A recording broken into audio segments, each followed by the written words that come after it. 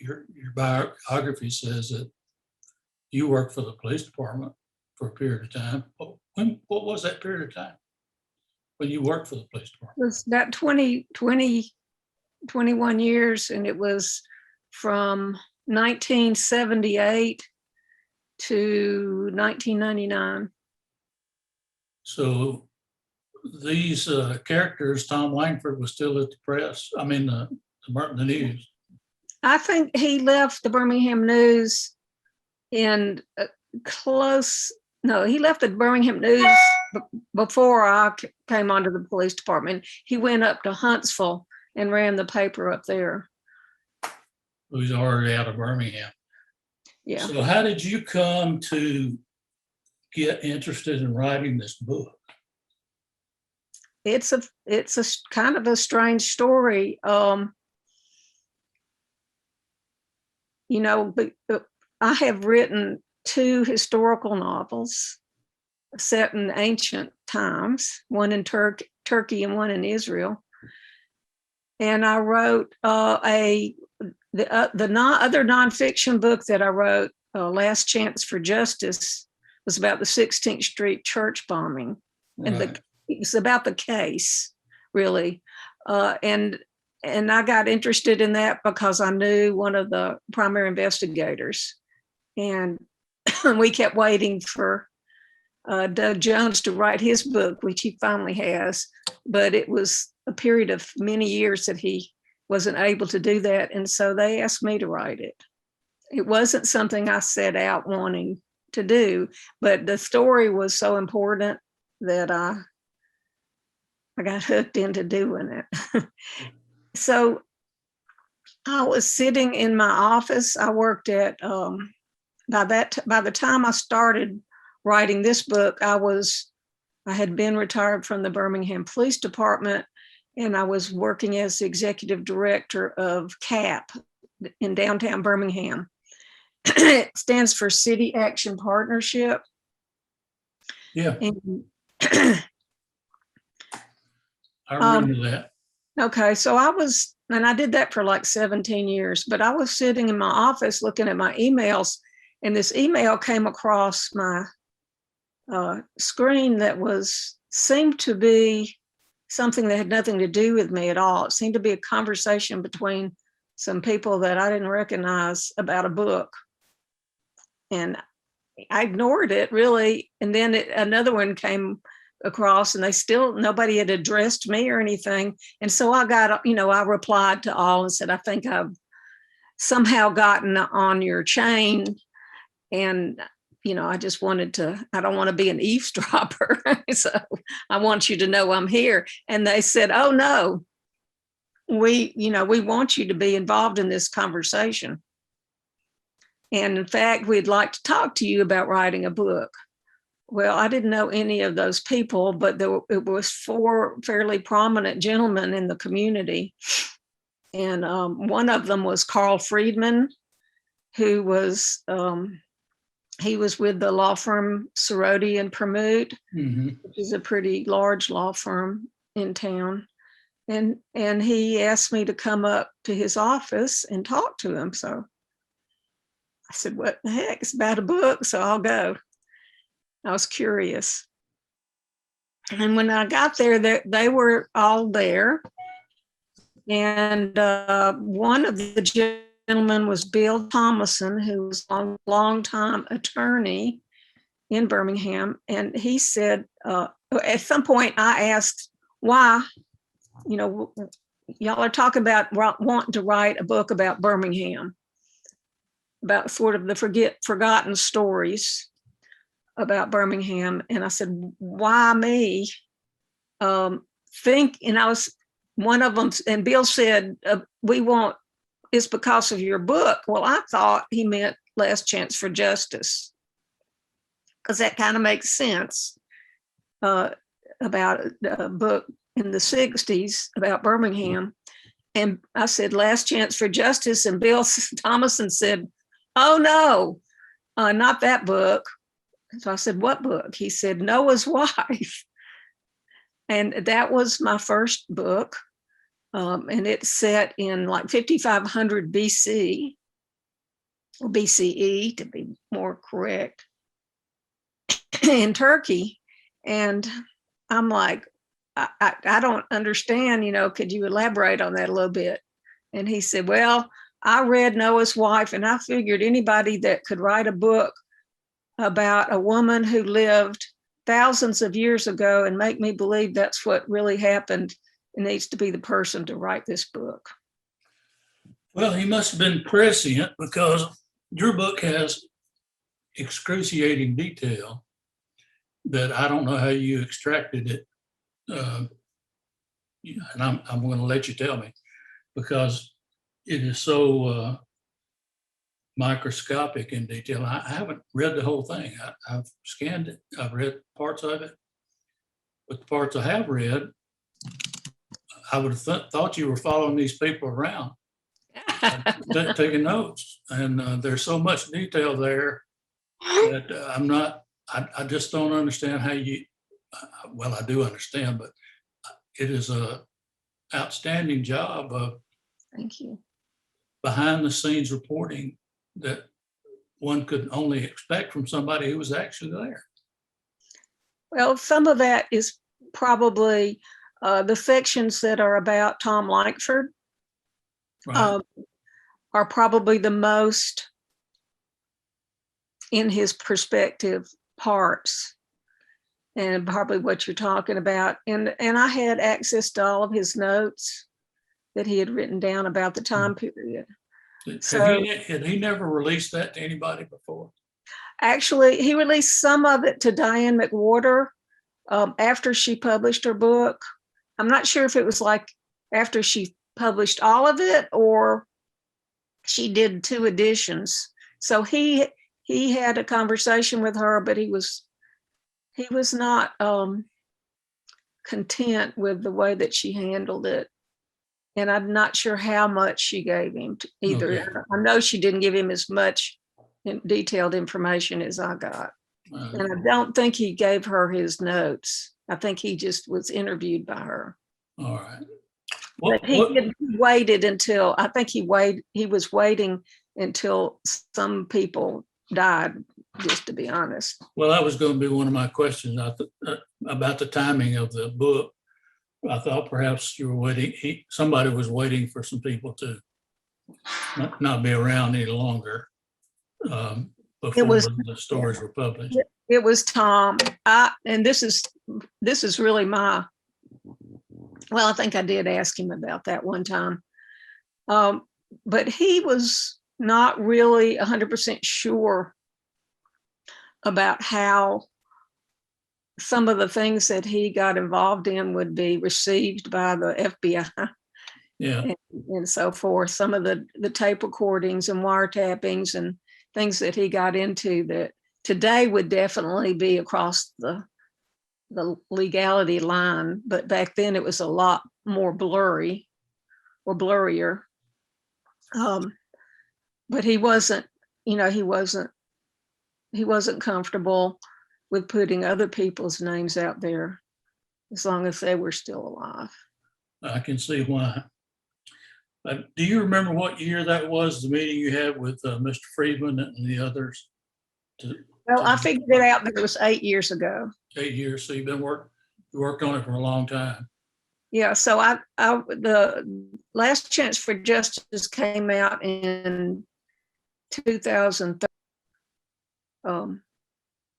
which I believe was the 50th anniversary of the church bombing. You can do the math on that. If I'm wrong, I'll Well, you mentioned 2013 in your prologue as being a year that people started talking about Birmingham's change, I guess, future and putting the past behind them. Right, and that was because it was the 50th anniversary, and just as an observer and being, so ears to the ground, if you will, about what was going on in Birmingham at that time, meaning 2013. And I just thought that things kind of shifted. That was a point where the city seemed to stop beating itself up and trying to evade its history. Yeah. and started kind of looking at it from a different perspective. So it took you 8 years to put it together and get it ready to go to print. It did, and I had no idea that it would be so timely. Right. Really. Well, that was my next question, because I know when you started working on it, I wouldn't think that you would have had a crystal ball to tell you what was going to be going on in 2020 and 2021. Oh, absolutely not. And I just thought it was. In fact, I struggle with, what am I doing that is of significance here? I started writing it because Tom Langford sent me some of his material. And I said, this is great stuff that needs to be told. And I got hooked into it. And then it was like a giant puzzle. And as I started finding this piece over here and this piece over here, and putting it together along with Tom's very interesting behind the scenes of what was going on over here in the police department, while these other things were going on in the community, and it all, I wasn't sure it was all going to fit together, but it did. I hope it works. Because the scope of it was large. In fact, at one time, a publisher suggested that I might want to just look at Tom's story. And I thought about it really hard. In fact, I had a kind of crisis over what's the best way to tell all this. Well, I can see why somebody would make that suggestion, but I think your book can have a huge impact on how people reflect on what's going on right now by looking at this whole kaleidoscope of what was going on in Birmingham from a different perspective. And that different perspective is the detail that you've laid out here. We all know the Birmingham story, but it's the newspaper version, the printed version, the Wall Street Journal version of what happened in Birmingham. What we don't know is what you put in this book, because I've never seen it printed. I knew some of it because my dad was involved in politics in the 60s, and he knew some of these characters that you've named that were politicians. And I'm talking about the Montgomery crowd. He knew some of that stuff, but he was not involved in the racial politics, but he was a George Wallace campaign guy. And we thought back in those days that differently than we do now about what George Wallace was. I think George Wallace was different. He was different in that time and place. So it's all important historical information. I think everybody who throws around the race card needs to read this to see what people were doing and how what the other side was doing to counter it. And I'm talking about the people who changed Birmingham. Now, I'm so tired, I know you are, of hearing about systemic racism today. Today's systemic racism. And I'm leading to a question here, because the people that you've written about here are the heroes of the Birmingham era that put in a lot of work, and a lot of them lost their life fighting for what they believed in on both sides, white and black, and did change the South. They accomplished what they set out to do, in my view, and made a huge change. They didn't change the world, but they changed the South. Interesting observation. I agree with you. I think this, I don't know, you haven't gotten to your question yet, so maybe I shouldn't answer it before you. Well, I think you see it the way I do, that these people should be not forgotten for the efforts that they put in. But today, what is your view about, I don't know how to ask the question. It seems to me that they are forgotten, and maybe your book will do a lot to remind people that a lot has been accomplished and should not be forgotten, how far we've come.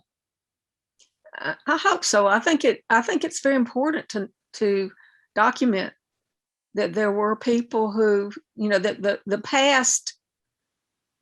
Well, let me start over. I think we're hardwired as human beings to simplify things.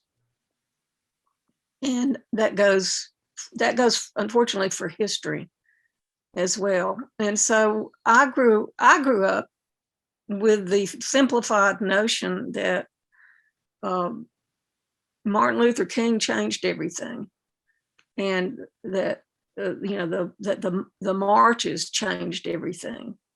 And the real story about how change happened, not to take away one whit from his wisdom and courage and leadership, not at all.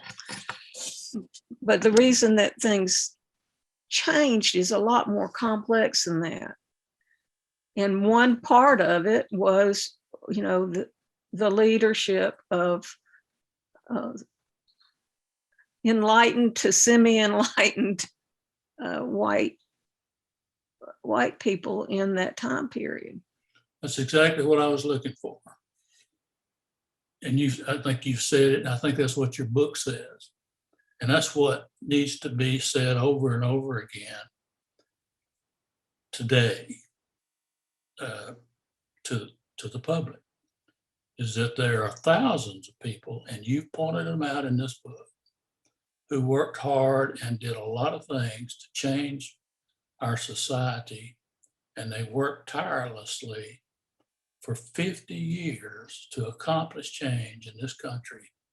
And today they're being ignored for what they've done. And we're being called by our own people in Washington, our own fellow Americans are still calling us names that we don't like. And it's not right. People should be given credit for what they've accomplished and not still being tarred with that brush. And the people who did the work should be hailed as heroes, not as still being called villains. There's still work to do, but I'm just old enough to be mad about it. And I think that your book is timely. And that's why I wanted to write about it. Well, thank you. I would say I got lucky with the timing of it, but I would take away some of the chaos that we've been through in exchange for having written it and it be timely, if that makes any sense.